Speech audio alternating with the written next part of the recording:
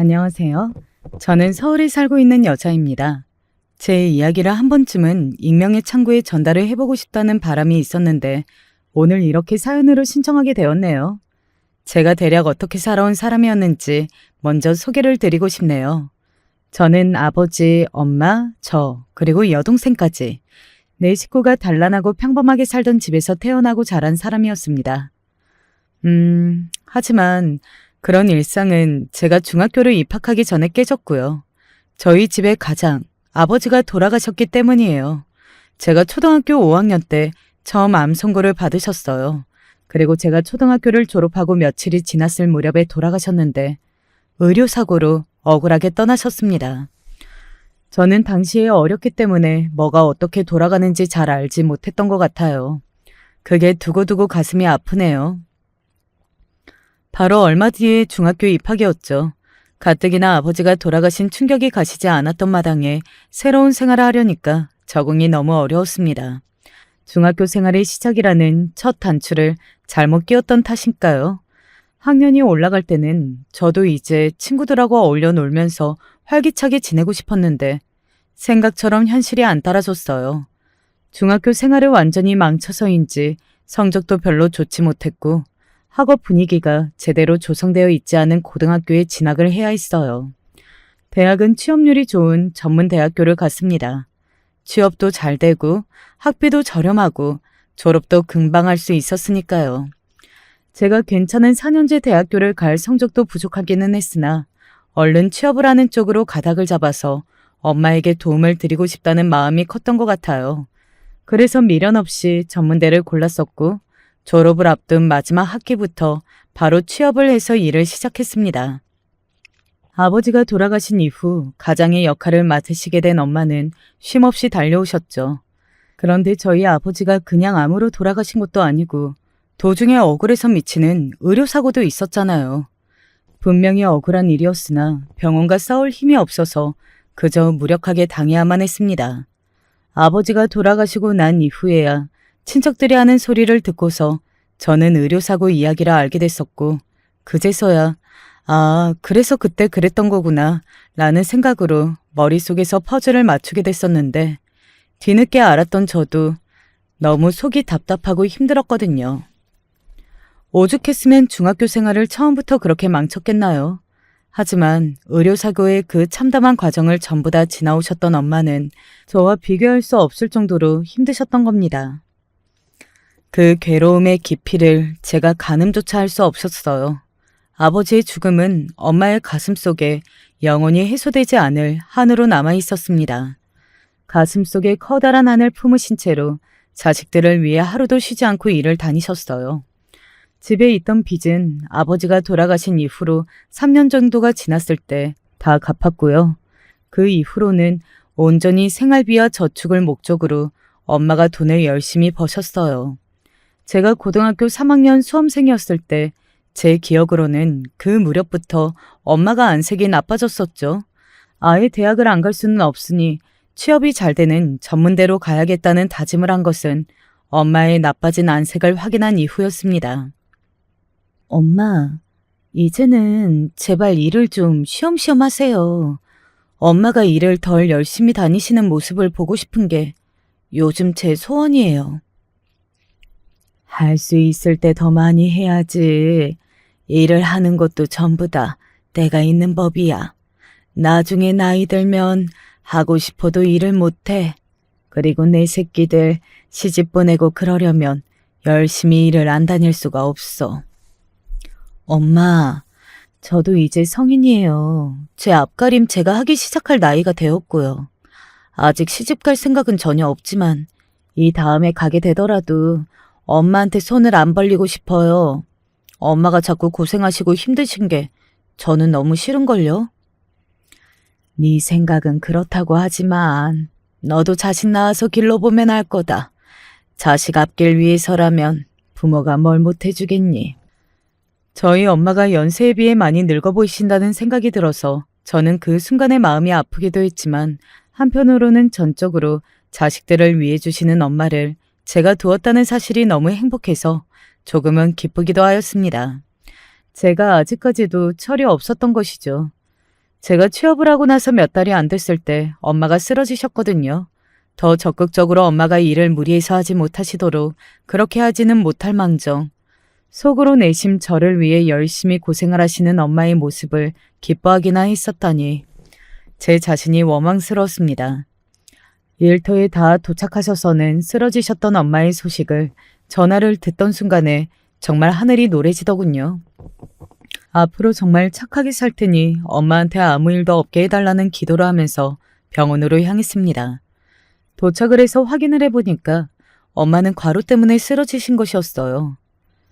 입원비가 하루에 얼마인데 내가 이렇게 큰 병원에 입원을 하고 있다니 아휴 이걸 어쩌면 좋아.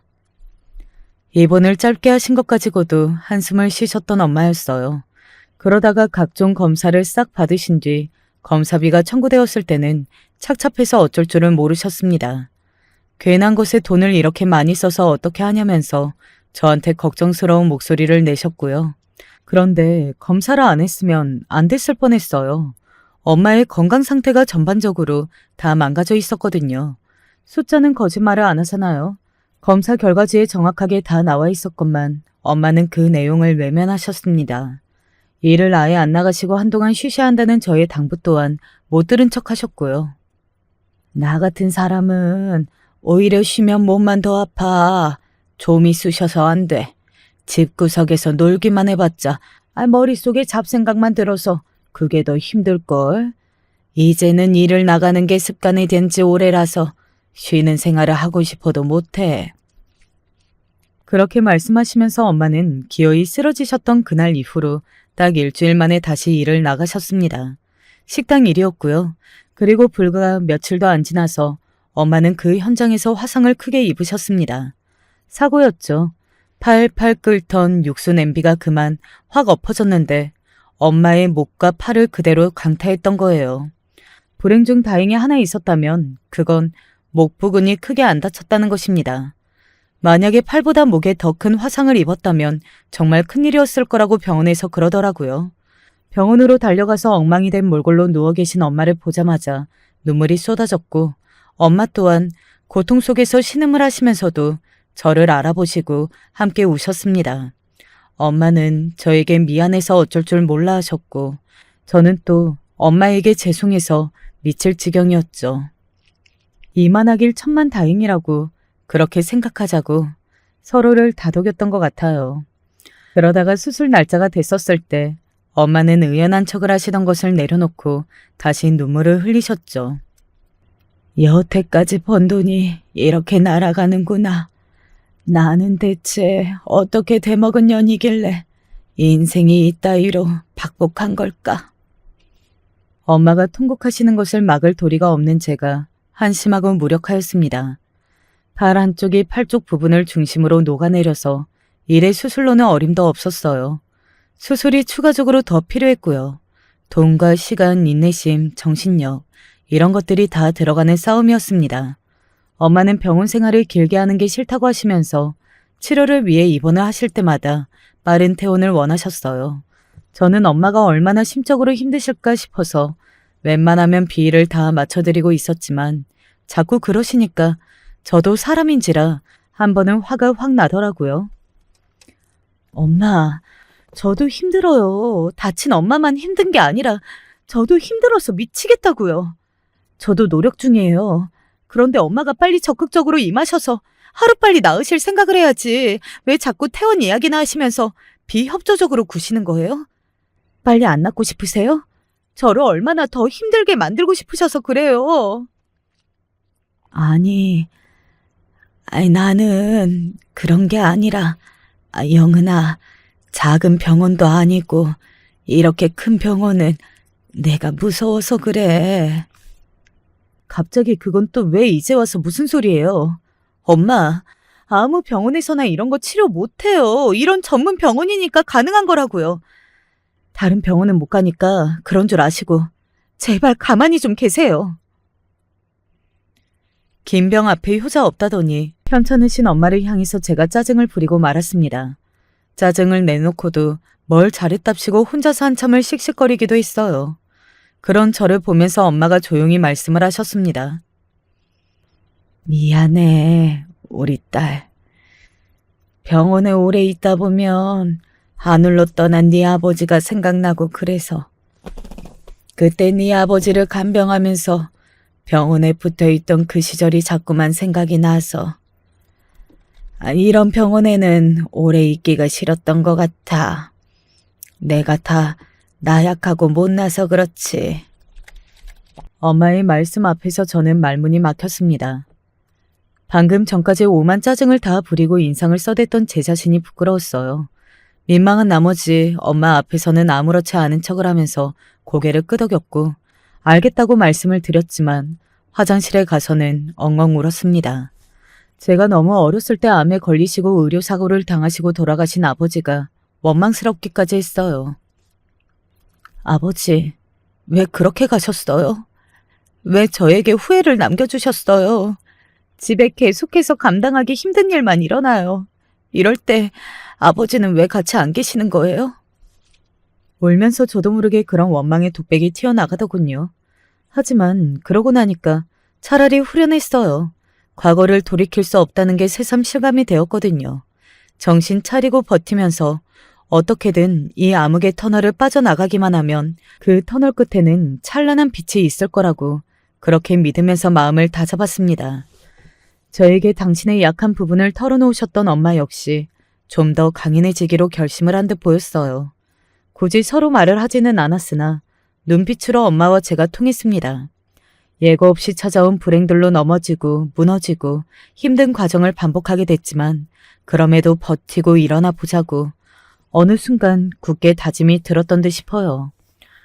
엄마가 힘들게 모아오셨던 돈, 사회 초년생이었던 제가 어렵사리 벌고 있었던 돈, 모두 치료비에 들어갔기 때문에 이제 처음부터 다시 시작해야 하는 셈이었습니다. 엄마가 팔에 불편함을 크게 느끼지 못하시는 정도로 일상에 복귀를 하셨을 때 여동생은 대학을 다니고 있었어요. 아버지가 돌아가신 이후로 정신없이 일을 다니시느라 바쁜 엄마와 매사에 우울한 기색으로 학교 생활을 힘들어하던 언니를 뒀던 게 제 여동생이었죠. 아마 여동생의 입장에서는 가족에게 기댈 수 있는 건 없다고 생각했던 것 같아요. 중학교 시절에 제가 학교에서 아무 소리도 못했으면서 괜히 집에서는 여동생한테 신경질을 크게 내고 짜증을 내기도 했었습니다. 학교에서 당하는 일들 때문에 생긴 스트레스로 그렇게 풀었던 것 같아요. 제가 고등학교 때는 여동생이 사춘기 중학생이었고 자매가 둘이 성격이 워낙 달라서 그때부터는 대화도 거의 할 일이 없었어요. 그렇게 대면대면한 자매 사이가 되어가고 있었습니다. 저와 다르게 여동생은 꽤 좋은 대학교를 갔습니다. 합격했다는 이야기를 들었을 때 신기했고 기쁘기도 했지만 그때는 엄마가 화상을 크게 입으신 직후였으니까요. 시기가 안 좋았죠. 거기는 학비가 너무 비싸잖아. 성은아, 미안한데 다른 곳을 선택하면 안 될까? 뭐? 힘들게 합격을 해놨는데 어떻게 포기하고 다른 곳을 가? 바보가 아닌 이상 누가 그런 선택을 해. 언니는 공부를 못했으니까 머리가 안 좋아서 이해가 안 되겠구나. 야, 김성은, 너 진짜 말을 함부로 하고 그럴래? 지금 상황이 어려우니까 내가 이러는 거잖아. 그건 그거고 이건 이거지. 언니는 제대로 알지도 못하잖아. 대학마다 급이 어떻게 다른지 알기나 해? 전혀 모르면서. 그러니까 모르면 그냥 입 닥치고 돈이나 내놔. 나 대학 가야 하니까. 엄마도 그렇게 되신 상황에서 여동생까지 정말 이중고였습니다. 여동생이 악에 받쳐서 소리를 지르고 돈을 달라고 하는데 괘씸하고 화가 났지만 외면할 수는 없더군요. 이러나 저러나 제 여동생이고 좋은 대학을 가야 미래의 전망이 더 좋게 보인다는 건 당연한 이야기였고 제가 중학교 시절에 여동생한테 언니로서 모범을 보이지 못하고 나쁘게 굴었던 게 제 마음속에 죄책감으로 남아있었기 때문입니다. 그래서 있는 돈 없는 돈 다 털어서 등록금을 대줬어요. 여동생은 자기가 저보다 공부를 잘하고 성격도 외향적이라서 친구들이 많다는 이유로 저를 깔보았습니다. 제가 회생하는 걸 당연하게 생각했고요. 아버지도 안 계시고 엄마도 편찮으신데 그럼 제가 가족을 위해서 희생하는 게 당연한 거 아니겠냐는 듯이 여동생의 성격이었습니다. 이 일을 그만둘 수는 없으니까 직장에 얽매여 있으면서도 엄마의 치료 때문에 항상 신경을 써야 했고 때때로 제가 도저히 시간을 맞출 수가 없을 때가 있었는데 그럴 때는 여동생에게 엄마를 부탁했어요. 병원에 함께 가달라거나 병원으로 가서 엄마를 좀 챙겨드리라거나 그런 부탁 말입니다. 내가 왜 그래야 돼? 그건 언니가 하는 일이잖아. 나는 내일 중요한 업무가 있어서 시간을 못 뺀다고 말했잖아.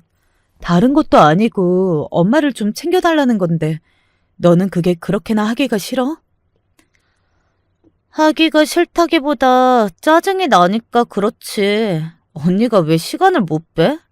얼마나 수준이 덜 떨어진 직장을 다니면 그러는 거냐고. 고작 그런 곳에 다니는 게 내 입장에서는 이해가 안 되고 정말 쪽팔려. 야, 너 말 다 했어? 네가 쪽팔린다고 하는 그 직장에 내가 꾸역꾸역 다녀서 엄마 치료비도 되고 우리 집 생활비도 거기서 쓰고 너한테 용돈도 주고 그러는 거야. 너도 졸업하고 취업을 해보면 알게 될 거야. 직장에서 돌아가는 상황이 아무 때나 시간을 빼고 싶다고 해서 절대 뺄 수가 없어. 억지로 눈치 봐가면서 그렇게 하는 것도 한계가 있는 거야. 너는 내 사정도 모르면서 자꾸 말을 그렇게 할래? 너 대학 좀 좋은 데 다닌다고 기고만장하는데 제발 취업도 꼭 그렇게 좋은 데로 가라. 꼭. 언니가 안 그래도 나는 취업 잘할 거거든? 나는 언니처럼은 안 살아. 우중충하고 구질구질하게. 그렇게 살 바에는 차라리 인생을 포기하는 게 낫지. 여동생이 신랄하게 저를 조롱했습니다. 그 앞에서는 제가 코웃음을 치면서 그래, 너 아주 잘났다 한마디 해줬는데 돌아서서는 울었습니다. 가장 큰 상처는 가장 가까이 있는 사람에게서 받는 것 같더라고요. 너무나도 괴롭고 힘들었습니다. 이런 시련도 결국은 다 지나갈 것이라는 믿음을 가지고 정말 억지로 견뎠죠. 힘을 내시는 엄마를 보고 있자면 제가 그 어떤 것도 포기할 수 없다는 마음이 피어오르기도 하였고요. 그러다가 정말 깜짝 놀랄 만한 일이 있었습니다. 제 여동생이 대학을 졸업할 때쯤 건강검진을 받았어요. 엄마가 한번 받으라고 하시는 걸 여동생이 귀찮고 시간 들고 돈 든다면서 거절했었는데 옆에서 지켜보던 제가 화가 났었죠. 네 나이에 딱히 건강 걱정을 할 일이 없으니까 받을 필요성을 못 느낀다는 건 알겠어. 근데 엄마한테 그렇게 싸가지 없이 굴어도 돼? 네가 뭐가 그렇게 잘났어? 왜 둘 다 나한테 지랄이야? 사람 좀 가만히 내버려두면 안 돼? 귀찮아 죽겠어. 등록금 받아먹고 때마다 용돈 타갔던 주제에 네가 그렇게 말을 할 자격이 있다고 생각해? 알았어. 받으면 되잖아, 받으면. 성질 더러운 여동생이 홧김에 건강검진을 받겠다고 했던 것입니다. 그러자 원래 별 생각이 없던 제가 괜히 신경이 쓰이기 시작하더라고요. 이왕 받는 거라면 좋은 곳에서 더 다양한 검사를 받는 게 낫지 않을까 싶어서 여러 곳을 알아보다가 괜찮은 곳으로 예약을 제가 잡아주었습니다. 그런 곳에서 검진을 받게 되었다는 것에 여동생은 놀라는 눈치였죠. 돈이 어디 있다고 그래? 맨날 돈 없다고 한숨이나 쉬면서. 툴툴거리기는 했는데 그게 왠지 저에게 화를 내는 기색이 아니어서 그냥 두었네요. 저조차도 어린 나이의 여동생에게 굳이 왜 그렇게 자세하고 좋은 건강검진을 받게 했는지 이해를 할 수 없었는데요. 그냥 이상하리 많지 그렇게 하고 싶었어요. 그런데 다 이유가 있었더라고요. 암? 내가 암이라고? 내가 나이가 몇인데 이 젊고 어린 나이에 딱히 몸이 이상하다는 느낌도 받아본 적이 없는데 말도 안 돼. 여동생은 암이었습니다. 모두가 뒤집어졌죠. 생각지도 못한 일이었어요. 그런데 여동생이 걸린 암이 바로 아버지가 걸리셨던 바로 그 암이었습니다. 그 사실 하나로도 여동생이 왜 그 나이에 암에 걸렸는지 유추가 가능했죠. 이렇게 초기에 발견하는 경우는 정말 드문 일이라고 하면서 병원에서는 기적이나 다름없다고 말을 해줬어요. 걱정할 거 없고 치료만 잘 받으면 된다고 병원 측에서 그랬고요. 너무나 다행이라고 이건 정말 하늘에서 아버지가 알려주시고 살려준 거라고 저와 엄마가 여동생의 손을 양쪽에서 붙잡고 병원에 다녀왔던 그날 눈물을 흘렸습니다. 여동생이 눈물을 꾹 참더라고요. 그리고 저와 따로 있을 때 이렇게 말을 했습니다. 이미 돌아가신 분이 알려주기는 뭘 알려줘. 아버지는 아무것도 하신 거 없어. 나한테 이런 몹쓸 병만 물려주셨을 뿐이지. 언니가 나를 살린 거야. 아버지가 아니라 언니가 한 거라고 생각해. 싸가지가 없던 제 동생이 맞나 싶었습니다. 저에게 그동안 미안했다고 하면서 사과를 하더군요. 자존심이 강하고 성질 더러운 여동생이 사과를 해온 것에 저도 미뤄뒀던 사과를 그제서야 했습니다. 나도 미안해. 내가 중학교 때 너한테 심하게 굴고 스트레스 풀었던 거 정말 후회하고 있어. 학교에서 그때는 정말 힘든 일이 많았거든. 매일이 괴로워서 집에서라도 그렇게 풀고 싶었나 봐. 저는 친구 하나 없이 중학교를 다녔던 이야기를 여동생에게 해줬어요. 그러자 여동생은 제가 그 정도로 힘들게 학교 생활을 했던 건지는 몰랐다고 하면서 울었습니다. 조금 계기가 이상하기는 했지만 저희 자매가 드디어 속내를 터놓고 진정한 화해를 하게 되었어요. 여동생은 열심히 치료를 받으면서 건강관리도 잘했고요.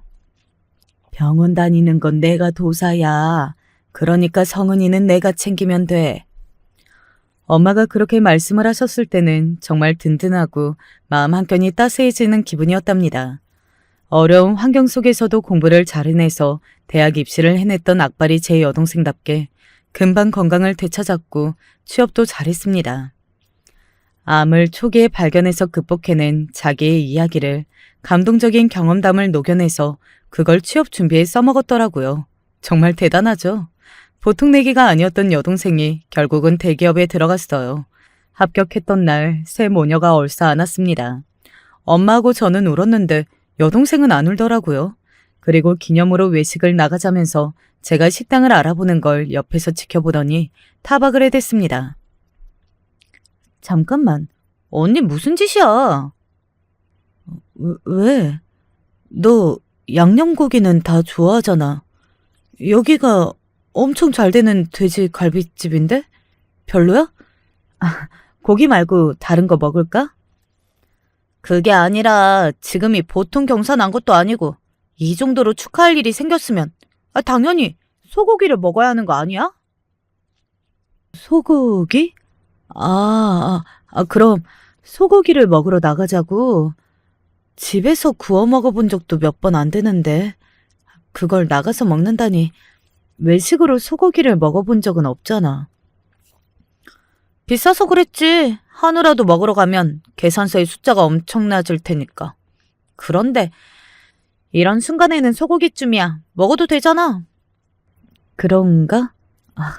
나는 별 생각 없이 돼지갈비나 먹으려 했는데. 기분이다. 그럼 소고기 파는 곳으로 알아볼게. 으유, 당연하지. 돼지고기 같은 소리도 하지 마. 진짜 하여간 언니는 모르는 게 너무 많다니까. 소고기랑 돼지고기는 맛이나 가격 문제를 떠나서 우리나라에서 인식 자체가 다른 거야. 소고기를 대접하는 거랑 돼지고기를 대접하는 거랑은 아예 결 자체가 달라. 여동생이 잘난 척을 하면서 말을 다다다 쏟아내는데 그게 얄밉다기보다는 기특했습니다. 아무래도 제가 언니라서 그런 모양이었어요. 여동생 덕분에 거의 처음으로 소고기 전문 식당에 가서 살살 녹는 고기를 구워 먹었습니다. 자식들 입으로 들어가는 거나 신경을 쓰시던 엄마도 제가 자꾸만 고기를 앞에 놓아드리자 못 이기는 척 맛을 보시더니 금세 안색이 밝아졌어요. 너무너무 맛있다고 하셨습니다. 저렇게 좋아하시는데 진작에 소고기도 사드리고 그럴걸. 비싸기는 해도 한 번씩 먹으러 다니지 못할 가격까지는 아닌데 왜 나는 그러지 못했을까? 생각하고 사는 수준이 너무 각박함 속에만 갇혀 있으면 그렇게 되는구나. 형편에 맞춰서 사는 것도 중요하지만 때로는 누릴 수 있는 건 즐겁게 누리면서 살아야 한다는 것을 그제서야 깨달았어요. 또한 젊음은 돌아오지 않으니까요. 대기업에 입사를 한 이후 여동생은 저에게 돈 같은 거 너무 신경 쓰지 말고 여태까지 몸고생 마음고생만 실컷 해왔으니 앞으로는 즐겁게 젊은 청춘을 누리며 살라고 해줬습니다. 언니 나이의 여자들이 요새 어떻게 멋을 부리고 다니는지 뭘 하면서 재밌게 사는지 그런 거 좀 찾아보고 참고로 하면서 언니도 그렇게 지내봐. 친구도 만들고 남자친구도 사귀어야지. 언제까지 청승맞게만 있을 거야? 얘가 진짜? 누가 청승맞는다는 거야? 아니거든? 솔직히 여동생이 저를 위하는 말을 해주었다는 것만으로도 감동적이었고 정말 좋더라고요. 저는 전문대도 짧게 재학을 했으니까 이렇다 할 깊은 관계가 없었습니다.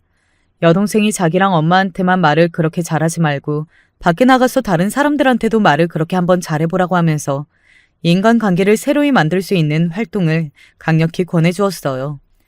제가 팔자에도 없을 것 같은 동호회라는 걸 들어본 건 그러니까 전부 다 여동생이 등을 떠밀어서 그랬던 것이었죠.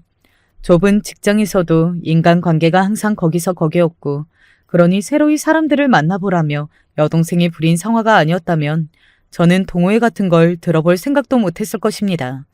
하지만 운명은 어떤 방식으로도 이뤄지더라고요. 그래서 운명인가 봐요. 여동생이 저에게 떠밀려서 건강검진을 받았다가 암을 초기에 발견했던 것처럼 저도 어떨결에 동호회 활동을 하기 시작했는데 거기서 친해진 어떤 사람을 통해 남자를 소개받게 됐던 거예요. 그 남자가 바로 제 남편입니다. 정말 신기한 일이죠. 그런 방법이 아니었으면 아마 저는 남편을 못 만났을 것 같아요. 집안 수준 차이가 많이 났기 때문입니다. 저희 집은 넘긴 고비가 너무 많았고 여동생도 이제서야 본격적으로 돈을 벌기 시작한 거라서 집에 재산이랄 게 뭣도 없었어요. 하지만 시댁은 달랐죠. 시부모님이 서울 강남에 자가로 거주를 하셨다는 대목 하나로도 설명이 될 것 같네요.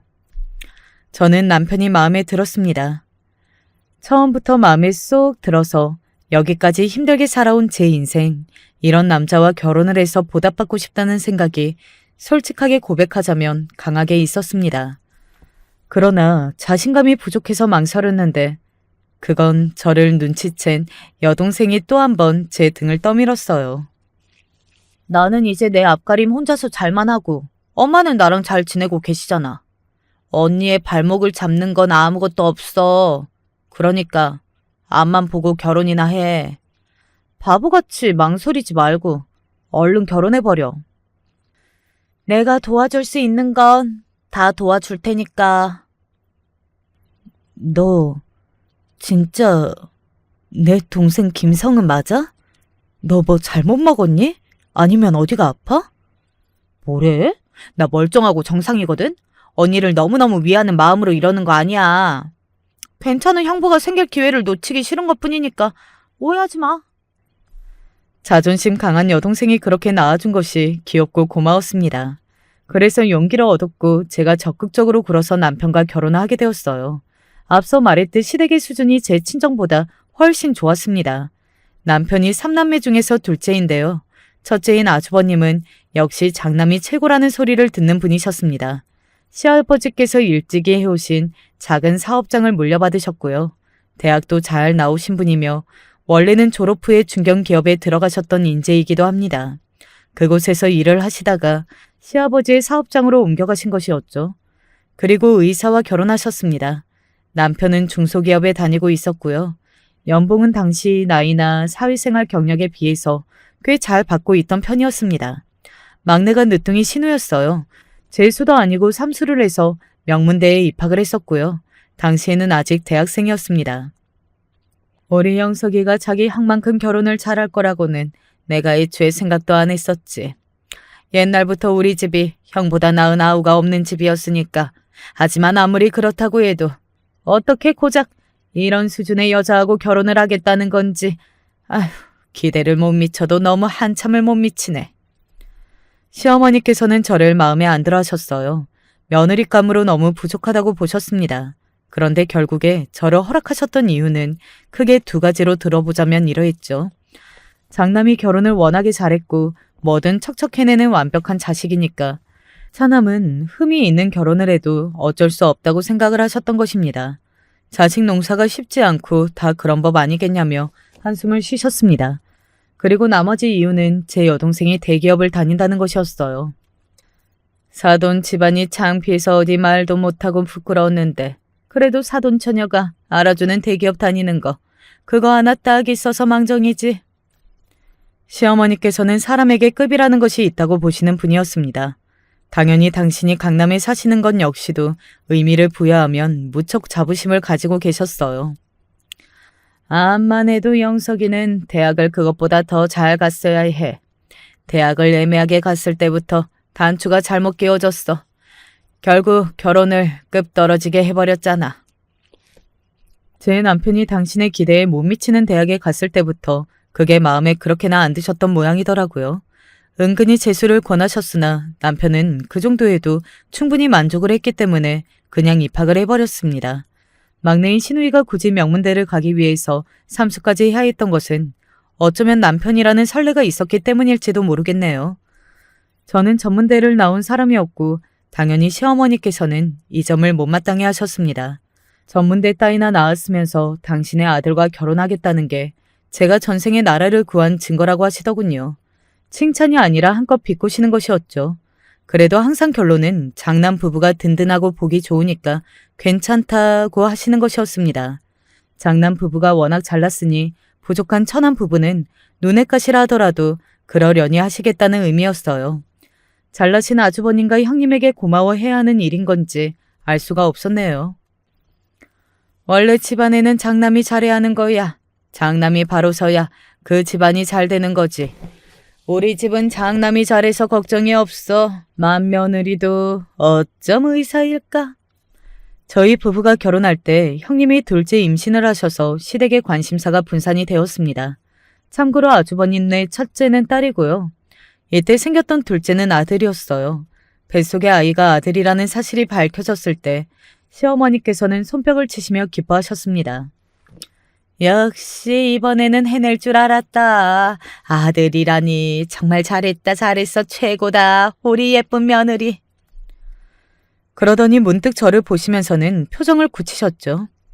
너는 그래 뭐 잘해봐라. 머쓱하게 그런 말씀이나 주셨습니다.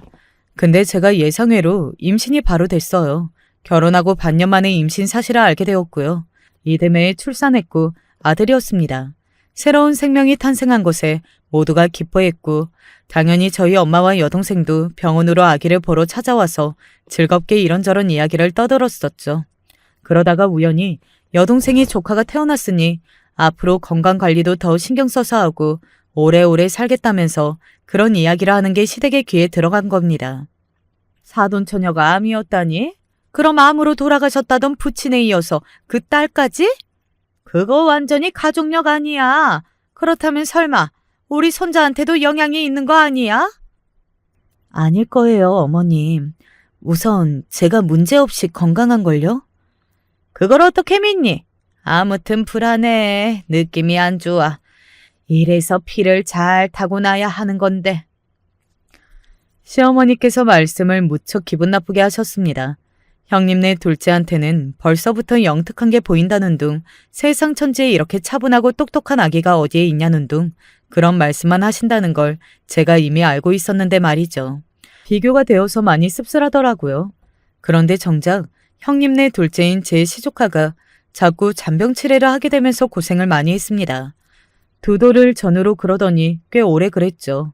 반면에 저희 아들은 아무 일도 없고 건강하기만 했습니다. 시기에 맞춰서 기어다니고 걷고 뛰고 말하고 그냥 모든 것을 무난하게 잘 해내가면서 커갔어요. 그래서 시어머니께서 점차 하실 말씀이 없어졌던 것이고요. 당신도 민망하기는 하셨을 테니까요. 시어머니께서 습관적으로 비교를 하시고 막말을 일삼으시는 걸 두고 남편은 모른 척하는 게 약이라고 했습니다. 우리 엄마 원래 그러시는 분이니까 그냥 한 귀로 듣고 나머지 한 귀로 흘리는 게 최선이야. 남편이 그렇게 구는데 제가 굳이 나서서 오버를 떨 이유가 없었기에 저는 항상 잠자코 있는 편이었네요. 그러다가 남편의 직장 문제 때문에 천안으로 내려가서 3년을 지냈습니다. 저희 아들이 5살 생일 지나고 얼마 안 돼서 다시 이사를 하였고요. 서울의 바로 옆 성남으로 이사를 했어요. 원래 서울 강동 송파 이쪽까지도 봤었는데 같은 가격대에서 성남 쪽에 더 괜찮은 컨디션의 집을 구할 수 있었기에 최종 선택을 그렇게 했습니다. 아휴, 너희가 능력만 좀 더 있었어도 서울에 들어와 살았을 텐데. 지금도 서울 바로 근처라서 크게 상관없는 것 같아요. 지내기에 좋아요. 서울 바로 근처인 거랑 서울인 거랑 그게 같니? 종이 한 장 차이라도 결국은 차이가 있다는 거잖아. 거기서 바로 급이라는 게 갈리는 거란다. 그렇게 잔소리를 하실 거라면 저희 부부가 집을 구할 때 도움이나 좀 주시지 하는 소리가 목구멍까지 차올랐습니다. 평생 돈 버는 일은 시아버지께서 하셨고 시어머니께서는 결혼하신 후로 일을 해보신 적이 없었으니까요. 큰 돈을 쓰는 일을 안 해보셨습니다.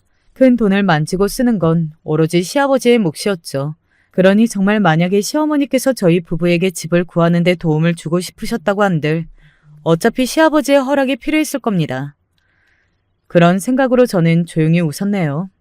그러는 동안에 어느새 둘째는 안 낳느냐는 잔소리로 넘어가 있었죠. 나이 더 먹기 전에 얼른 둘째를 낳아야지. 아무리 그래도 외동은 너무하지 않니? 애 생각은 안 해?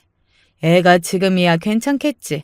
이제 학교 들어가고 그러면 동생 만들어 달라고 난리일 거다. 사실 천안에 있을 때 둘째가 생겼는데 임신 사실한 지 얼마 안 되어 유산을 겪었습니다. 굳이 시댁이 말을 하지 말라고 남편이랑 상의를 끝낸 부분이었고요. 도대체 둘째 소식은 언제 나오냐며 그 후로 저를 들들 볶으셨고 아마 짜증을 부리시는 게 시누이가 만년 대학원생이라서 그것 때문에 요새 기분이 안 좋으신 모양이라고 남편이 추측을 했었죠. 시누이가 대학원을 간 것까지는 좋았는데 아직 결혼의 기역자 근처에도 안 간 상태였거든요. 고학력자 엘리트 딸을 주변에 자랑하고 다니셨으나 속으로는 그 딸 때문에 한숨을 푹푹 내쉰다는 사실을 시어머니께서는 스스로도 받아들이기 어려우신 모양이었습니다. 이사를 하고 나서 남편이 새로운 출퇴근 생활에 적응을 하고 난 뒤 이제는 제가 일을 새로 시작할 차례였어요. 저도 엄마 딸인가 보더라고요. 더 나이를 먹으면 하고 싶어도 하지 못하는 일들이 있잖아. 그러니까 후회하기 전에 지금 시작해두자. 도저히 집에서 가만히 쉴 마음이 안 들었습니다. 부지런히 사회생활을 하고 싶었어요. 제가 학창시절에 외롭게 고립되었던 슬픈 경험을 오히려 바탕으로 삼아 청소년을 위한 도서를 만드는 곳에서 일을 하게 되었습니다. 솔직히 돈은 크게 안 됐는데요. 그래도 일을 나가는 게 좋았어요. 아이의 미래를 위해서라면 한 푼이라도 더 벌어두는 것도 당연히 중요했고요. 작은 사무실은 성남에 있었지만 가끔 강남에 있는 본사 건물로 출근을 하는 경우가 있었습니다. 그럴 때면 시간 관리가 안 돼서 아이가 어린이집에 혼자 너무 오래 있어야 했어요. 그래서 고민 끝에 시어머니께 부탁을 드리기로 했던 것입니다. 특별한 일정이 없으면 거의 댁에 계셨고 무엇보다 이미 손주를 가끔 봐주고 계셨거든요. 아주버님과 형님네 아이들 말이에요. 첫째가 초등학생이라 누가 의사 딸 아니랄까봐 그 어린 나이에도 학원을 다니느라 바빴지만 어린 둘째는 시어머니께서 종종 돌보고 계셨습니다. 저희 아들하고 어차피 또래니까 만약 같은 날짜에 시어머니께서 맞게 되어도 아이들끼리 알아서 잘 놀 거라는 생각이 들었어요. 이런 의견을 조심스레 드렸더니 시어머니께서도 동의를 하시더라고요. 별로 부담이 안 될 것 같다고 하셨습니다. 네가 맨날 강남으로 출근을 하는 것도 아니고 한 달에 끽해야 2번에서 3번이라면서 그 정도라면 나도 괜찮을 것 같구나. 그렇게 해라. 어머님, 정말 감사합니다. 덕분에 살았어요. 그때만큼 시어머니가 멋져 보이고 감사했었던 적이 없었습니다. 흔쾌히 허락을 해주신 것에 저는 속으로 드디어 한 집 식구이고 며느리라고 인정을 받은 기분마저 들었어요. 워낙 저를 못마땅해 하셨던 데다가 3년간 멀리 떨어져 살기도 했었으니까요. 천안에서 지낼 때도 2달에 한 번씩은 올라와서 뵙기는 했었지만 제 노력에 비해서 항상 미미한 반응을 주셨던 분이거든요. 그런데 이제 인정을 받은 것 같아서 너무 좋았습니다. 며칠 후 출근으로 강남을 하게 돼서 시댁에 아이를 맡겼어요. 그리고 퇴근하면서 들렀을 때 시어머니께서 좋아하시는 바게트빵을 유명한 빵집에서 사다가 전해드렸고요. 근데 시댁에 가보니까 시조카도 함께였습니다. 아주버님네 둘째요. 아이들끼리 잘 놀았겠구나 싶어서 흐뭇하게 웃었죠. 거듭 시어머니께 감사 인사를 남겼고 다시 며칠이 지나서 아이를 맡길 일이 있었습니다. 이번에는 출근길에 맡기면서 음식을 드렸는데 하나로 마트로 가서 고르고 골라온 품질 좋은 소고기였습니다. 아이스팩에 감아서 가지고 온 걸 드리니까 이게 웬 한우냐고 하면서 엄청 기뻐하시더라고요. 요즘 일교차도 심하고 면역력이 떨어질 때잖아요. 좋은 거 잡수셔야죠. 네가 의외로 세심하구나. 맞다 맞아. 일할 때 잘 챙겨 먹어야지.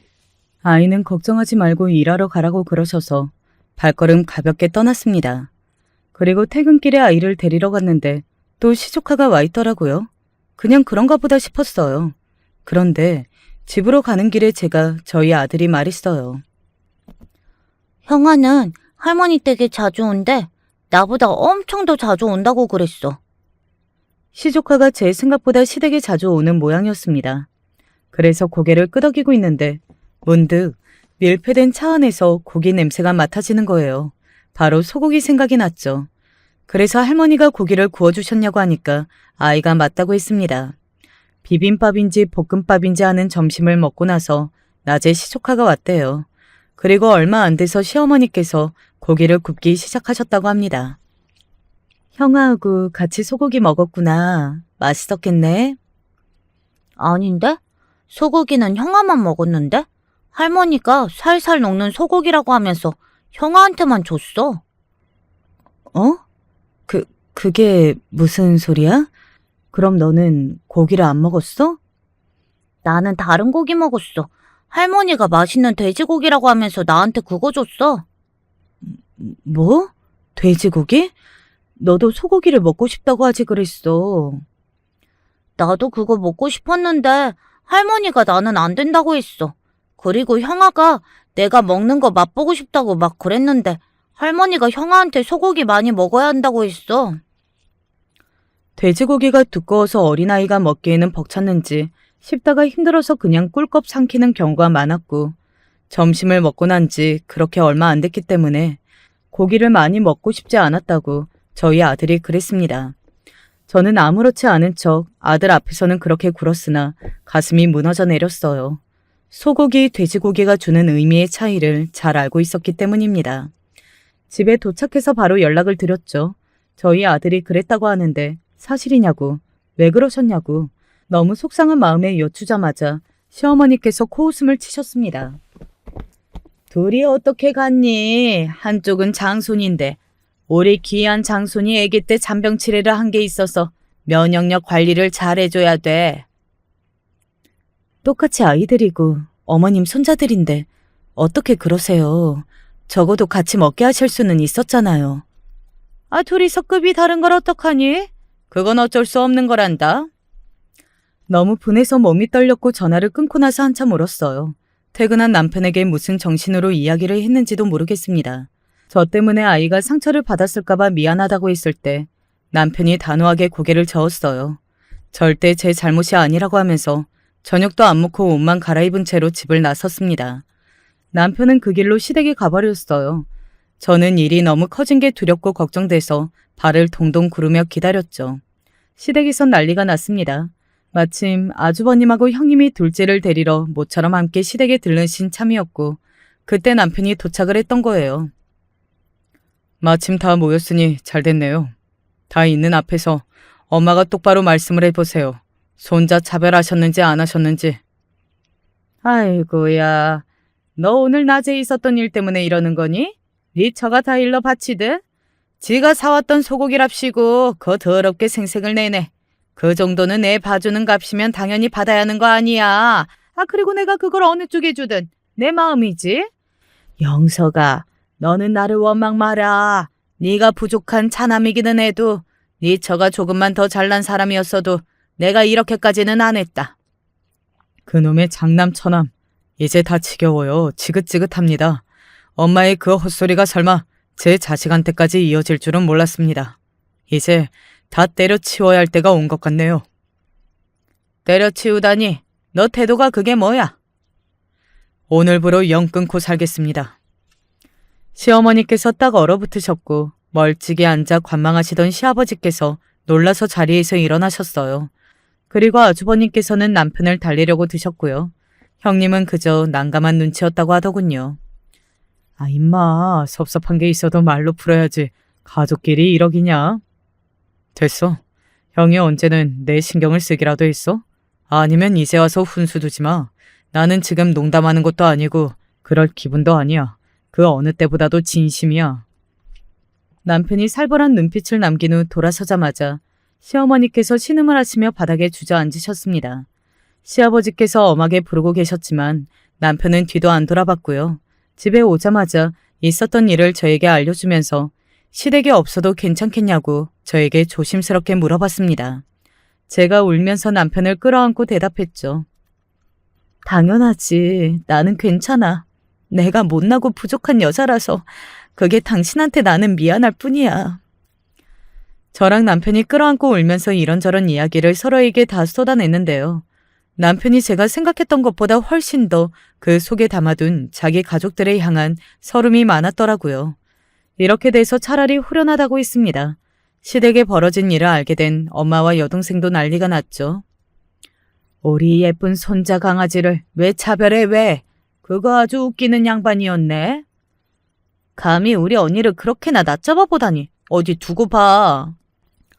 두 사람 다 눈이 뒤집혀졌고요. 엄마는 그 이후로 사위사랑은 장모라는 말을 적극적으로 실천하시는 분이 되었습니다. 그런 엄마 덕분에 남편은 정겨운 손맛이라든지 따스한 인정을 느껴볼 수 있었고요. 여동생은 사귀던 남자친구와 결혼 준비에 들어갔습니다. 여동생은 변호사를 만나고 있었죠. 그것도 그냥 변호사가 아니라 엄청난 엘리트 집안의 변호사요. 소고기 사건 때문에 남편이 절연을 선언했던 이후 저희 쪽에서 먼저 숙이고 들어올 거라 예상을 하셨으나 전혀 그렇지 않자 시어머니께서는 초조해지셨습니다. 왜냐하면 시아버지께서 화가 나셨거든요. 집구석 관리를 어떻게 하고 자식을 어떻게 키웠길래 이 모양 이 꼴이야? 당신은 꼴랑 그런 거나 잘하면 되는 건데 겨우 그것도 못해? 그래서 자존심을 접어두시고 저에게 연락을 하셨어요. 아들이 아니라 며느리에게 연락을 하시다니 이거 참 씁쓸한 웃음이 날 일이었죠.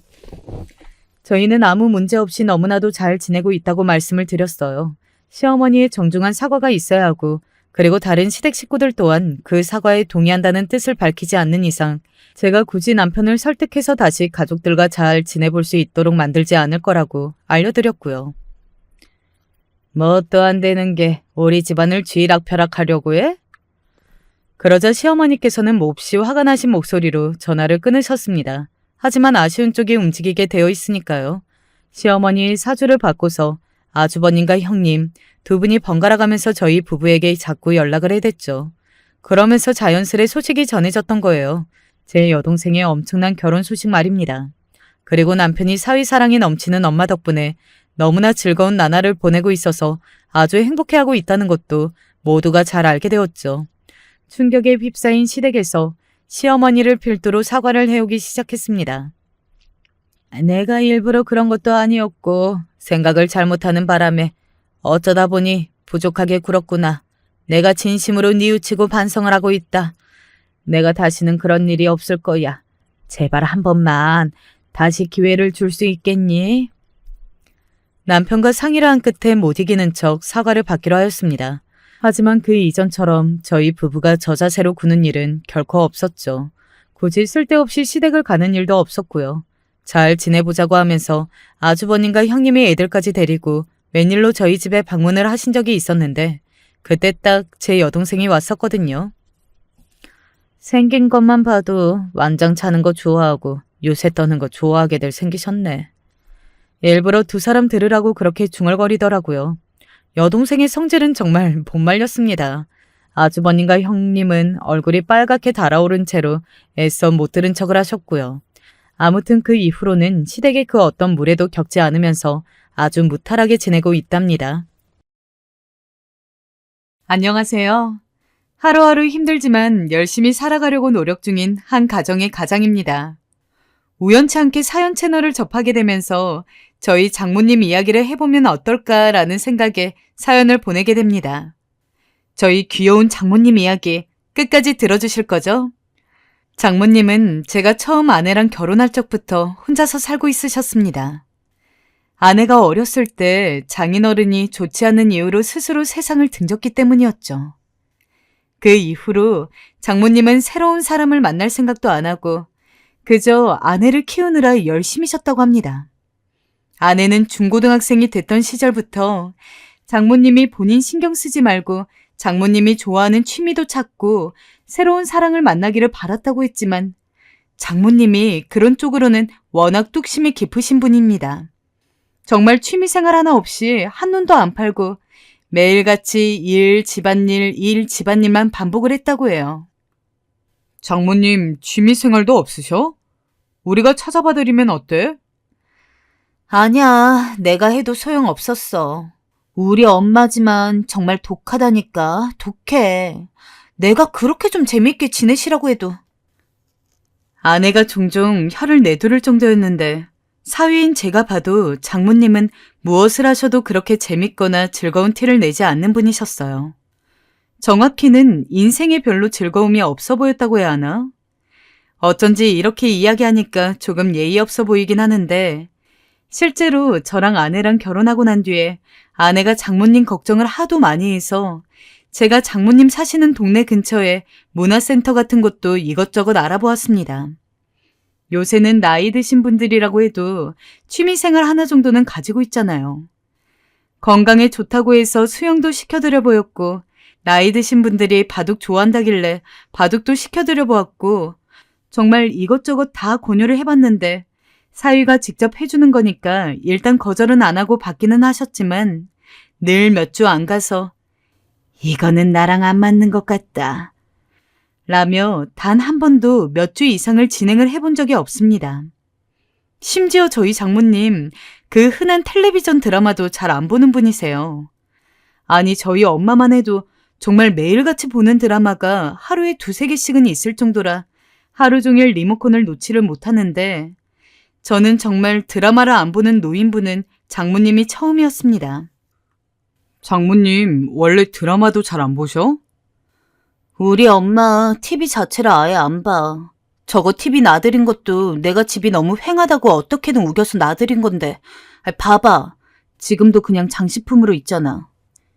장모님이 저희한테 심심하다고 토로하거나 매일 투정을 부리는 것도 아니었지만 사이된 도리로서 장모님 걱정이 안 될 수가 없었습니다. 그래서 때로는 아내보다도 더욱더 장모님이 좋은 취미 생활을 찾을 수 있게 해드리려고 노력을 했습니다. 나이 드신 분들이 나가는 친목 모임까지도 알아봐드렸고요. 하지만 어쩜 장모님 철벽이 그리도 대쪽 같은지 이걸 해도 시큰둥 저걸 해도 시큰둥 하는데 더 이상 저로서도 어떻게 할 방법이 없더라고요. 하지만 예상치도 못한 상황에 장모님이 거의 본인의 인생을 다 바칠 정도로 좋아하는 것이 생겼습니다. 몇 년 전에 TV 프로그램 중에 트로트 가지고 경영대회하는 프로그램이 참 유행했어요. 이름이 미스트롯인가 그랬는데 저는 한 번도 본 적이 없지만 저희 부모님도 그렇고 인터넷이며 보면 어딜 가든 미스트롯 이야기가 많이 나와서 이름은 꽤나 많이 들어봤습니다. 시청률이 30%가 넘었던 적도 있다고 하니까 확실히 우리나라 사람들 대부분이 그 미스트롯이라는 프로그램을 봤던 것 같아요. 한참 그 프로그램을 하고 있을 때 저랑 아내랑 오랜만에 장모님 댁 좀 들리자고 하면서 과일 같은 걸 사들고서 간 적이 있었습니다. 근데 평소에 저희가 가면 장모님은 문소리가 들리자마자 이미 거실에 나와서는 왔냐면서 저희를 반겨주시고 그랬거든요. 근데 그날은 저희가 현관에 들어갔는데도 거실에 안 계시더라고요. 장모님이 쓰시는 방문은 닫혀 있었고요. 장모님 주무시나? 평소 대낮에 낮잠도 제대로 안 자시는 분이라서 어리둥절한 마음을 가지고 사들고 온 과일을 대충 냉장고에 정리를 한 채 장모님이 계시는 방문을 두드리며 장모님, 저희 왔어요. 하고 문을 열었는데 그래. 왔니? 라고 말씀하시는 장모님의 눈이 텔레비전에 뚫어지게 고정이 되어 있었습니다. 하지만 제가 놀란 건 그 때문이 아니었어요. 그냥 흰 벽지가 전부였던 장모님 방 벽에 웬 여자 사진이 덕지덕지 붙어 있었고요. 장모님, 이게 누구예요? 일단 연예인인 것 같긴 했는데 저는 난생 처음 보는 얼굴이어서 장모님에게 물었더니 장모님이 그제야 저에게 고개를 휙 돌리시더니 어떻게 저 여자를 모를 수가 있냐는 듯이 말씀하시더군요. 자네는 미스트롯도 안 보나? 송가인이잖아, 송가인. 아, 송가인이요? 미스트롯 프로그램에서 송가인이 중노년층 사람들한테 인기가 많다는 건 알고 있었지만 얼굴은 장모님 방에서 처음 알게 됐습니다. 연예인 그 누구도 관심을 안 가지시던 분이 갑자기 벽에다가 송가인 사진을 붙일 정도로 저희도 모르는 새에 송가인한테 푹 빠져 계시더라고요. 뒤늦게 들어온 아내도 얼떨떨한 표정이었습니다. 아니 엄마, 아무리 그래도 중학생도 아니고 무슨 연예인 사진을 이렇게 도배를 해놔? 그리고 그날 저희는 장모님이 차려주시는 저녁을 먹으면서 송가인이 미스트롯에서 부른 노래가 무엇인지 처음부터 끝까지 다 들어야 했고 송가인이 얼마나 멋있으며 노래를 잘하는지에 대한 장모님의 열변까지 빠짐없이 귀담아 들어야 했습니다. 그날 아내가 집에 가서는 우리 엄마가 저렇게 뭐 좋아하는 거 처음 봤어 라며 웃더군요. 저도 늘 무뚝뚝하고 세상만사 관심 없어 보이던 장모님이 그렇게 송가인을 좋아하는 걸 보니까 참 신기했습니다. 그러다 문득 너무 좋은 생각이 났어요. 바로 장모님을 노래 교실로 보내드리면 어떨까 싶더라고요. 제가 스스로 생각해도 너무 기특한 생각이지 싶었습니다. 그래서 바로 아내에게 말해줬죠. 여보, 요새 장모님 나이대 분들 위해서 노래 교실 같은 거 많이 하잖아. 장모님도 그런 거 다니시면 좀 좋아하지 않을까? 그러게, 그거 좋은 생각이다. 마침 요새 미스트롯 인기 많아서 노래 교실 같은 거에도 송가인 노래 가르쳐주고 그러는데 꽤 있을 텐데. 내가 장모님 다닐 만한 노래 교실 한번 알아봐 볼게. 그날 이후로 저는 장모님 동네 근처 노래 교실 하는 곳을 수소문해서 제일 괜찮은 곳에 장모님을 모셔다 드렸습니다. 처음에는 무슨 노래 교실이냐면서 언제나와 같이 시큰둥해 하시더라고요. 그런데 웬걸 저에게 전화가 온 겁니다. 예, 세상에 이렇게 재밌는 게 있었나 싶다.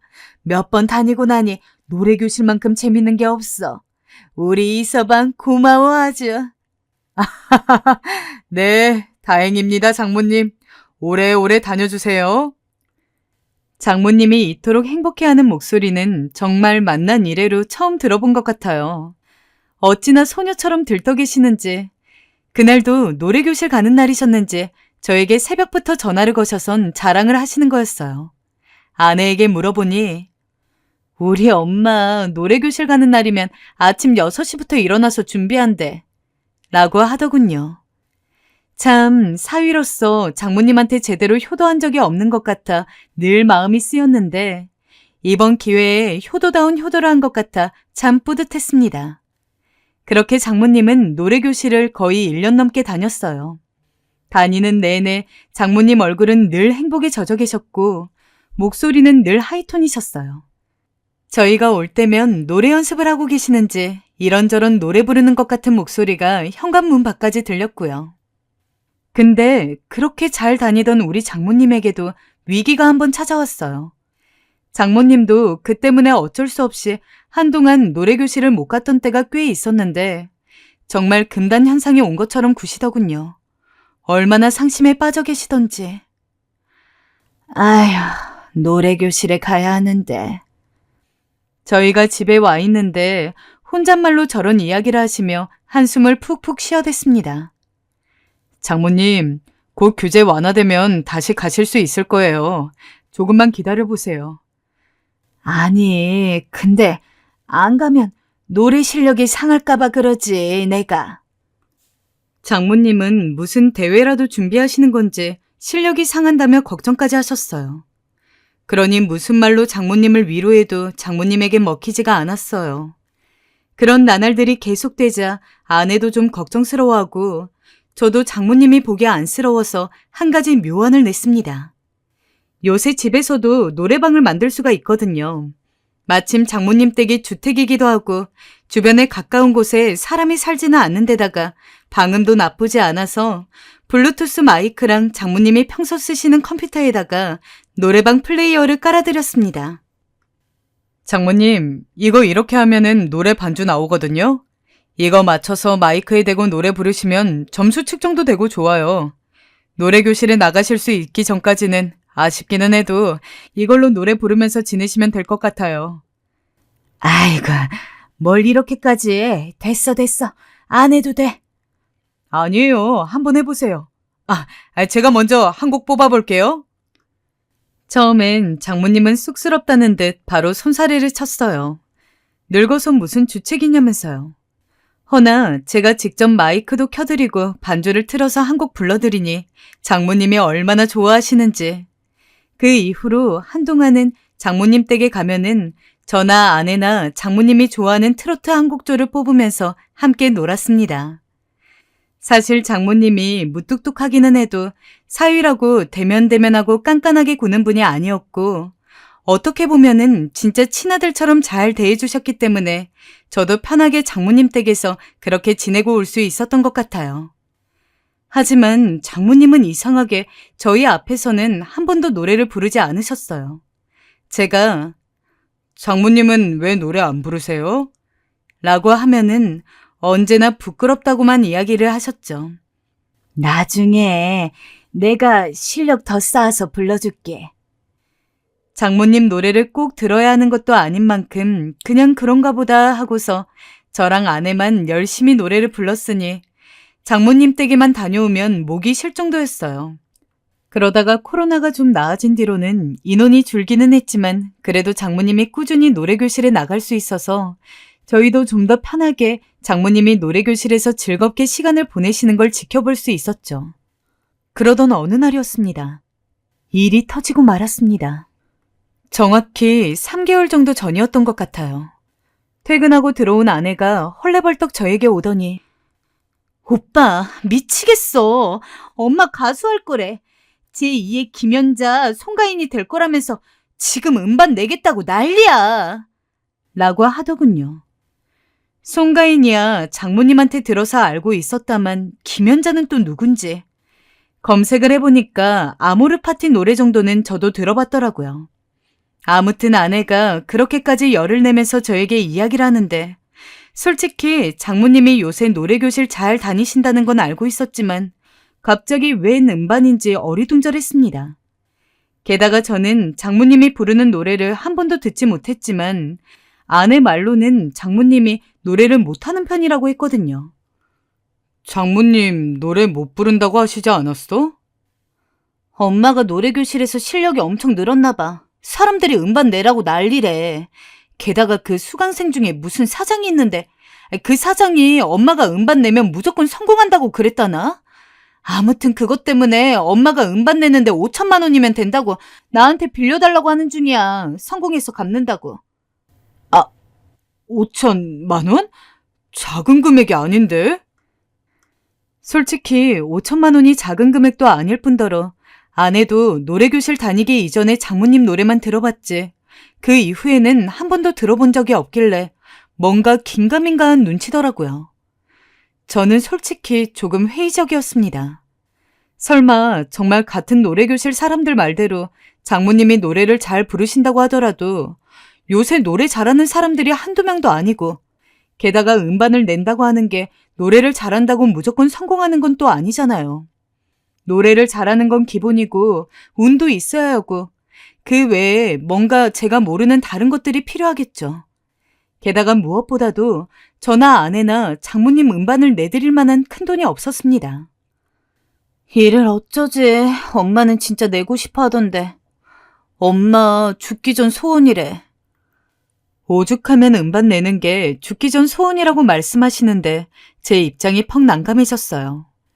한평생 무엇도 즐기지 않고 좋아하지 않았던 장모님이 처음으로 마음을 가지게 된 것이 트로트이고 노래교실 다니면서 그 누구보다 즐거워하셨으며 더 나아가서 본인이 이름으로 된 음반을 내고 싶어 할 정도로 흥미를 가지고 계시는데 저나 아내나 아예 냉정하게 저희 돈 없어요 하면서 내치기가 힘든 게 사실이더라고요. 솔직히 수십 년을 살면서 딱 하나 간절히 바라는 소원이 5천만 원짜리인 거면 객관적으로 5천만 원 자체가 큰 돈이긴 해도 그 소원값에 비하면 저렴하다고 볼 수도 있기도 하고. 어떻게 해야 할까? 정말 그냥 음반을 내드려야 하나? 정말 몇 날 며칠을 아내와 그 문제로 밥도 못 먹으면서 고민을 했습니다. 그러다 결국 일단 저희 둘이서 일단 장모님 음반을 내자고 하는 사장님을 만나보고서 결정을 해보자고 마음먹었어요. 장모님 말로는 나름 이 업계에서 그래도 몇몇 신인 가수들을 키워낸 사장이라고 했기 때문에 그 정도 정보만 듣고선 사무실로 찾아가게 되었죠. 안녕하세요. 아, 네, 안녕하세요. 저는 어머님 딸이고 이 사람은 사이되는 사람이에요. 처음에 저는 인사를 하는 척하며 사무실부터 살폈어요. 역시나 사무실에는 그 사장이 키운 것 같은 몇몇 신인 가수들의 포스터가 붙여져 있었어요. 솔직히 생각보다 조금 조악한 느낌의 사무실이긴 했으나 어쨌건 이야기는 들어보기로 했습니다. 왜 저희 장모님에게 이런 음반 권유를 하시게 된 거예요? 아마 사위분께서도 애자씨 노래를 들어보셨으면 아시겠지만 제가 생각할 땐 차세대 트로트 가수로서 크게 될 사람임이 틀림없습니다. 저는 그 가능성을 노래교실에서 확인했어요. 따님분, 어머니 평소에 수줍음도 많으시고 낯도 가리시죠? 네? 아, 네. 근데 노래만 하시면 그 끼가 아주 폭발을 해버립니다. 주변 사람들 눈이 다 휘둥그레질 정도로요. 대중을 장악할 수 있는 끼와 실력을 다 갖춘 사람, 그런 사람 흔치 않거든요. 저는 애자씨와 함께 일하면 아마 제2의 아모르 파티를 낼 수 있을 것 같아 애자씨를 선택하게 되었어요. 제 입장에서도 나름의 투자예요. 근데 그게 음반을 낸다고 다 알려지는 것도 아니고 성공하는 것도 아닐 텐데 사실 저희는 그보단 그냥 어머니 소원이라 들어주고 싶은 거거든요. 네, 좋은 가족분들이시네요. 그런데 아시겠지만 한번 가수로 알려지고 나면 그 다음부턴 들어오는 물에 노젓기예요. 돈이 쑥쑥 벌리죠. 행사도 많이 잡히고 좋게 투자하시는 금액의 몇 배는 금방 회수할 수 있을 겁니다. 저희도 그 가능성을 보고 음반을 내드리겠다는 거고요. 어째 말을 들으면 들을수록 아내는 점점 더 그 사장의 말에 빠져드는 느낌이었어요. 처음엔 소원 성취해드리겠다며 간 것이었지만 사장에게 트로트 가수로서 성공하면 어떻게 되냐며 이것저것 막 물어보고 그러더라고요. 반면 저는 사장의 말을 들으며 음반회사 운영하는 사람이라면 누구나 할 수 있는 말 정도라고 생각했어요. 그리 썩 신뢰가 가진 않았고요. 특히 구석구석 사람이 오가지 않은 것 같은 먼지가 쌓인 사무실을 보아하니 영 기분이 찝찝하더라고요. 그런데 그런 저도 살짝 홀렸던 것이 화려하게 치장한 여자가 사무실로 방문했는데 자기 소속사 가수라고 하더라고요. 그러면서 인사를 시키는데 저도 모르게 이름을 물어본 것 같아요. 뭔가 정말 어느 정도 인지도 있는 트로트 가수면 믿을 만한 회사라고 믿을 수 있을 것 같았거든요. 근데 그분이 이름을 알려주는데 세상에 인터넷에 쳐보고도 저도 안 해도 그만 경악을 했지 뭡니까? 그 사람은 트로트 가수로서 꽤 유명한 사람이었어요. 세상에, 웬일이야? 그런 회사에서 우리 엄마 가능성을 봤다고? 우리 엄마 진짜 트로트 가수 되는 거 아니야? 그러게 말이야. 이거 진짜 대박인데? 저와 아내는 흥분을 감추지 못했어요. 솔직히 음반을 내드리는 건 정말 장모님이 음반을 성공을 해가지고 큰 돈을 벌 거라고 생각해서 그런 건 아니었어요. 장모님이 그토록 간절하게 원하시는 것이기 때문이었죠. 근데 막상 저희도 이런 일을 겪으니 가슴이 들뜨더라고요. 그 길로 저희는 장모님께 연락을 드렸습니다. 회사에 다녀오시는 걸 알고 있던 장모님은 저희가 하는 이야기를 그대로 전해 듣곤 집으로 오라 하시더군요. 저희의 결정을 듣고 싶은 거였죠. 사실 당시 저희의 마음은 이미 정해져 있었습니다. 그래도 괜히 놀래켜드리고 싶어 일부러 우울한 얼굴을 하고 있다가 5천만 원을 지원해드리기로 했다고 말씀드렸습니다. 그랬더니 장모님의 얼굴빛이 새상 환해지시면서 역시 예상대로 너무 좋아하시더군요.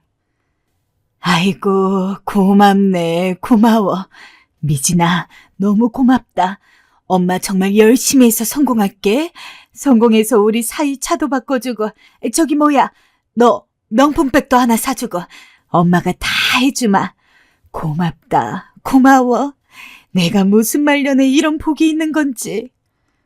장모님은 눈물까지 글썽이셨고 제 손을 꼭 부여잡으며 제가 이 집에 처음 왔을 때 추억까지 끄집어내시면서 고맙다는 말을 전하셨어요. 저도 그런 장모님의 반응을 보니 뿌듯해졌죠. 어디서 돈을 구해야 할지 머리는 복잡했지만 말입니다.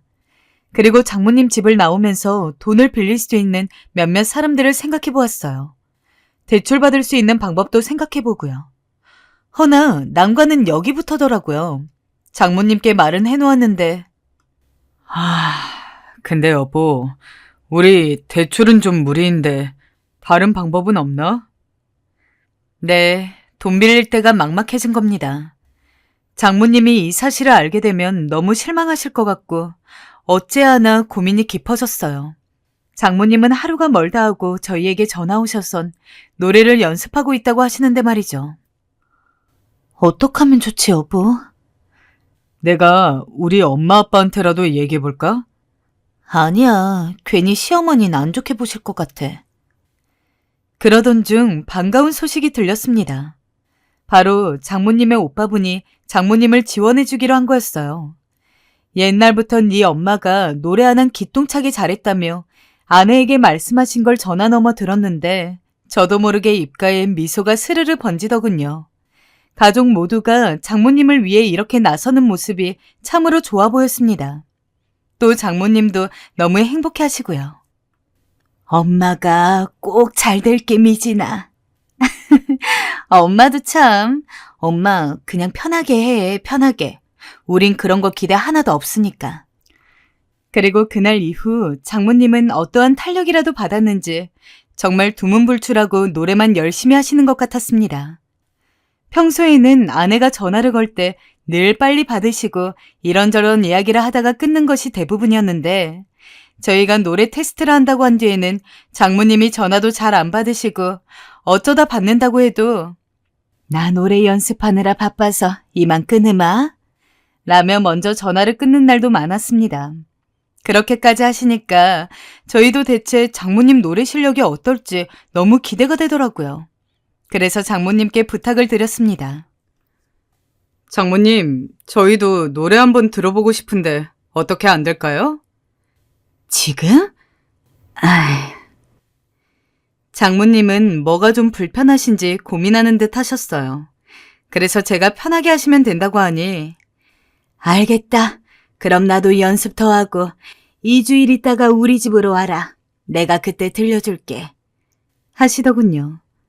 그리고 그렇게 고대하고 고대하던 2주일이 지나서 장모님의 노래를 듣는 날이 다가왔습니다. 저희가 장모님 댁에 가니까 장모님이 비장한 얼굴로 제가 전에 사드린 블루투스 마이크를 쥐고 저희를 맞아주시더군요.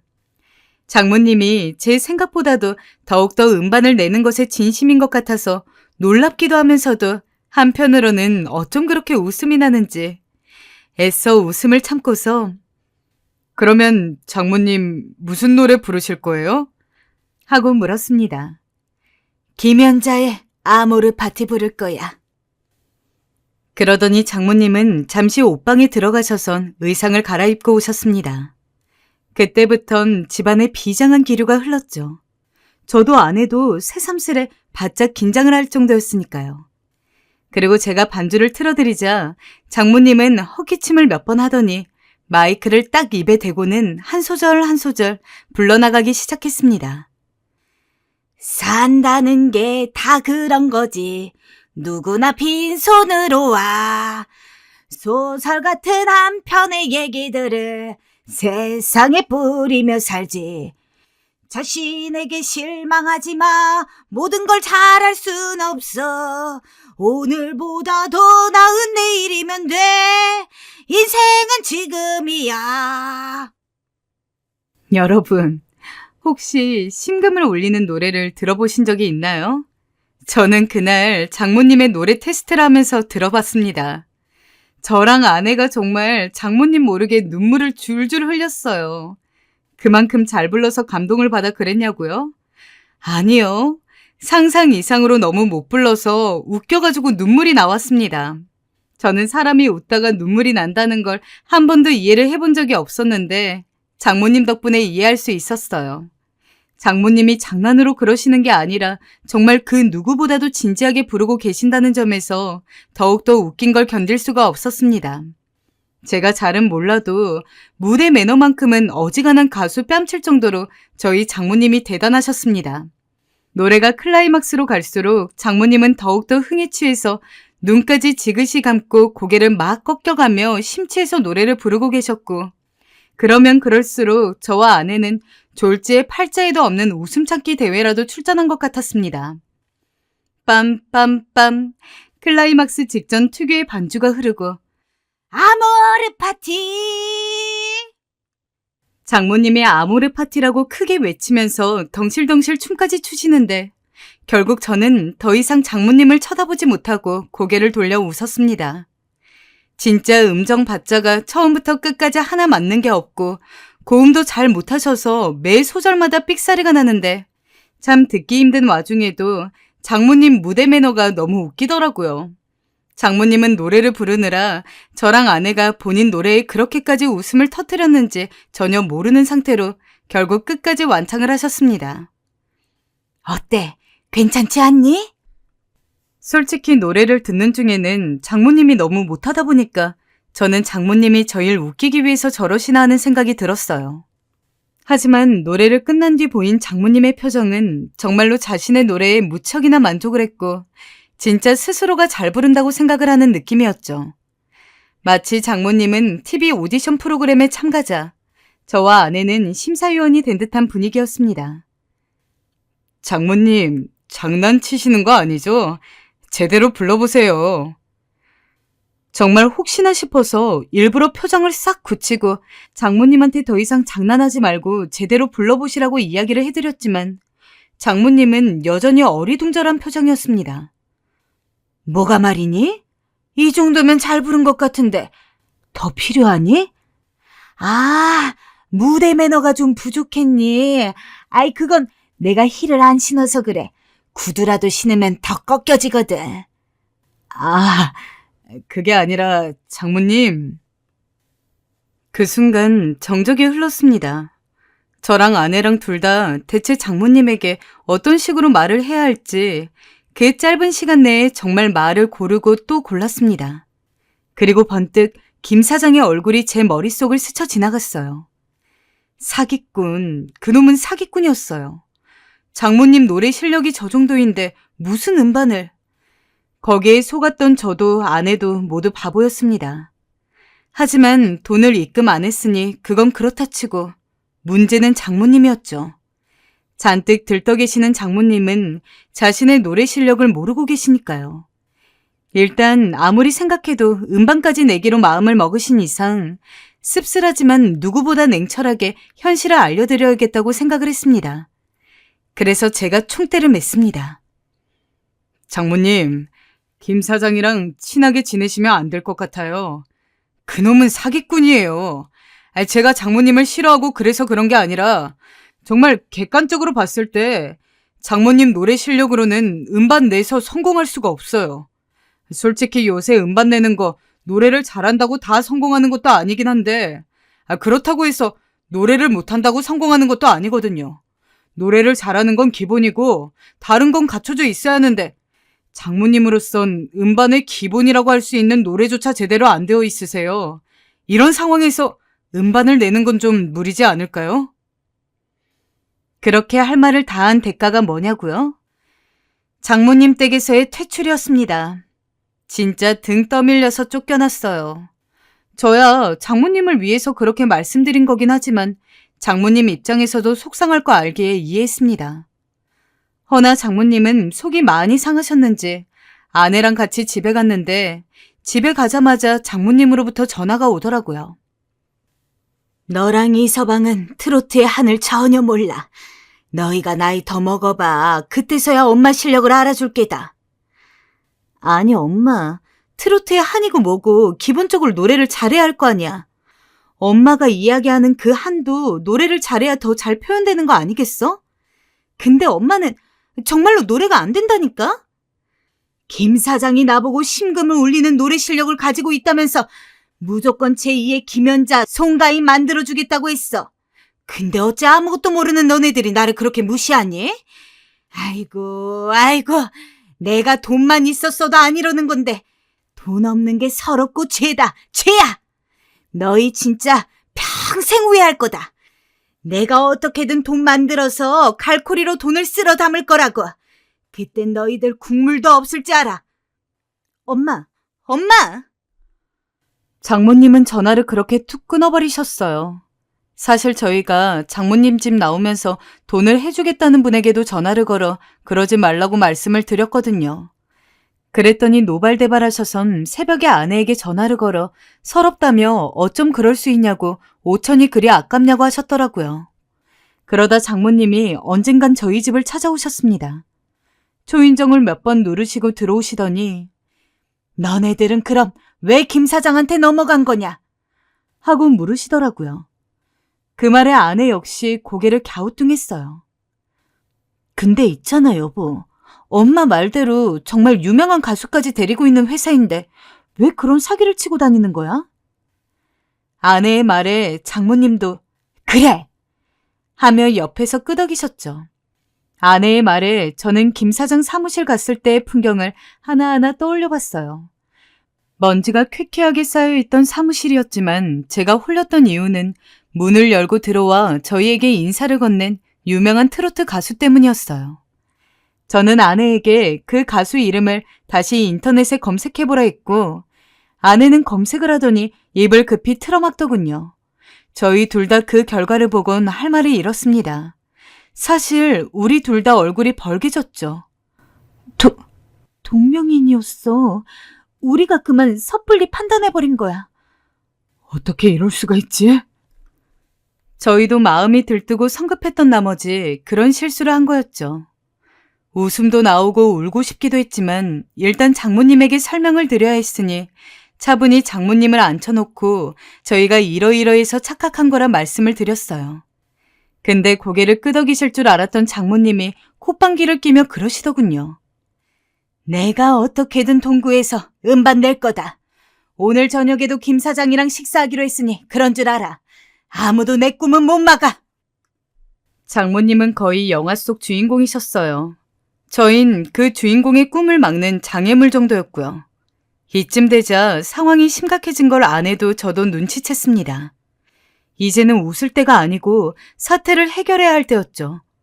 어떻게 하면 장모님에게 현실을 직시해 줄지 생각하다가 답은 하나더라고요.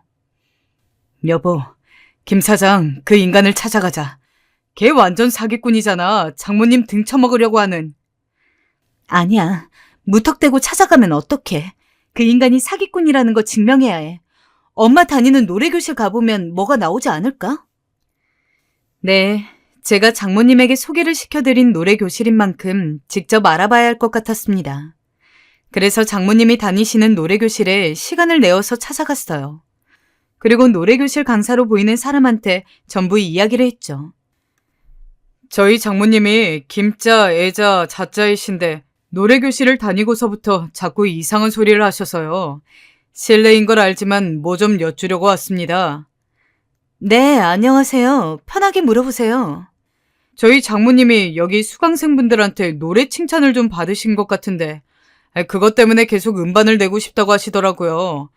근데 문제는 그 과정에서 김 사장이란 분을 자꾸 언급을 하셔서요. 혹시 강사님이 아시는 거 없나 하고 좀 물어보러 왔습니다. 네? 김 사장이요? 그분은 알기는 아는데 쫓겨나신 분이에요. 쫓겨나셨다고요? 역시 강사한테 들어보니까 우선 저희 장모님이 해당 강사님에게 노래교실 수업을 듣고 있지는 않았습니다. 근데 문제의 김 사장은 알고 있다고 했죠. 원래 그 강사님한테 노래교실을 수강하고 있던 사람인데 그 사람이 사기꾼이어서 매번 노래교실을 다니다가 조금 속여먹기 좋은 사람, 한마디로 호구 같은 사람을 보면 무조건 노래 잘한다고 띄워준 다음에 자기한테 5천만 원만 맡기면 음반 싹 만들어서 데뷔시켜줄 수 있다며 나이 드신 분들을 꼬드기는 사람이라고 했습니다. 그걸 제가 알게 돼서 제 수업은 못 듣게 했는데 보니까 제가 아닌 다른 강사님 수업을 듣고 있었나 보네요. 거기서도 그러고 있을 줄은 꿈에도 생각을 못 했는데. 어쩐지 이상하다 싶었는데 강사님을 찾아와 보기를 잘했네요. 모쪼록 알려주셔서 감사합니다. 저는 강사님이 하신 말을 그대로 장모님에게 전달했어요.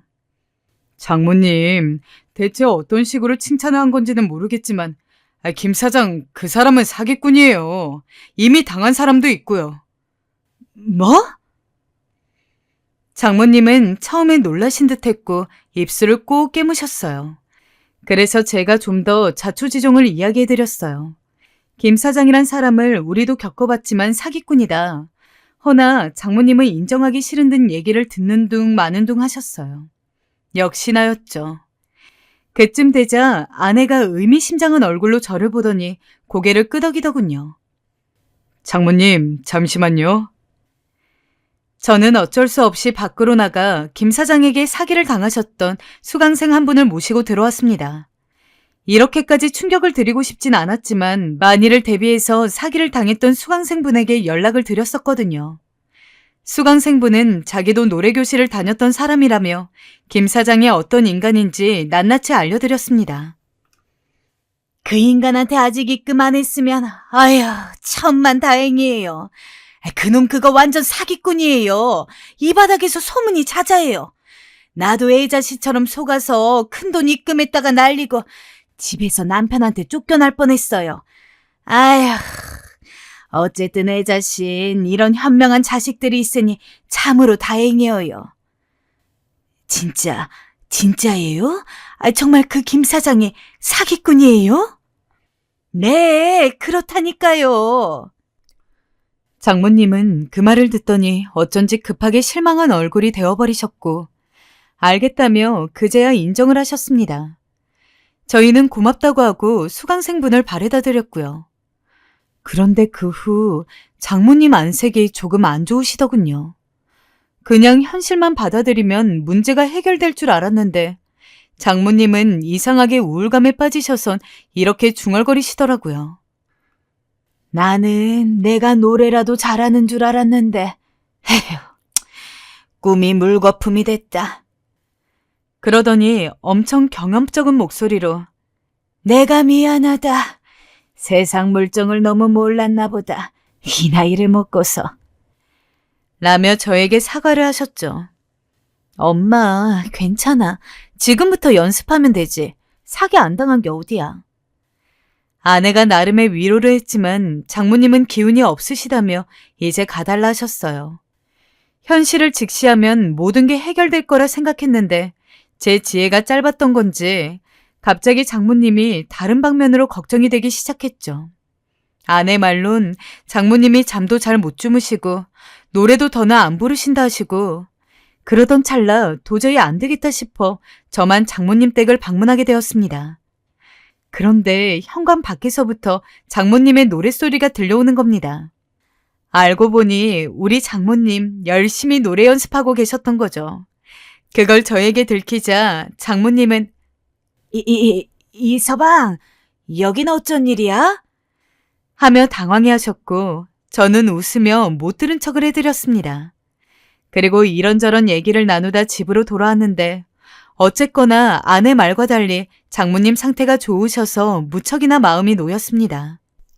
얼마 전엔 장모님이 다른 노래교실로 옮겨달라고 하길래 제가 웃으면서 알겠다고 하고 지금은 장모님에게 더 좋은 노래교실을 알려드려서 거기를 쭉 다니고 계십니다.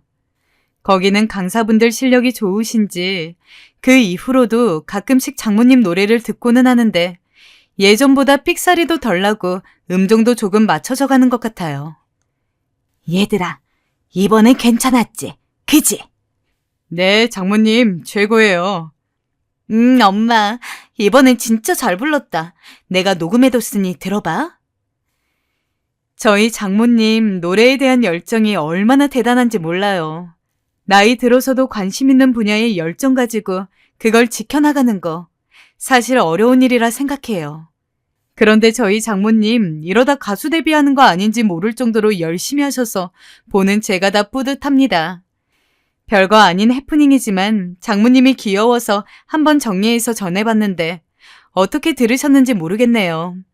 아무튼 참 귀여우신 우리 장모님 너무 사랑합니다. 그리고 만약에라도 우리 장모님 나중에 음반 내시게 되면 꼭 들어주세요.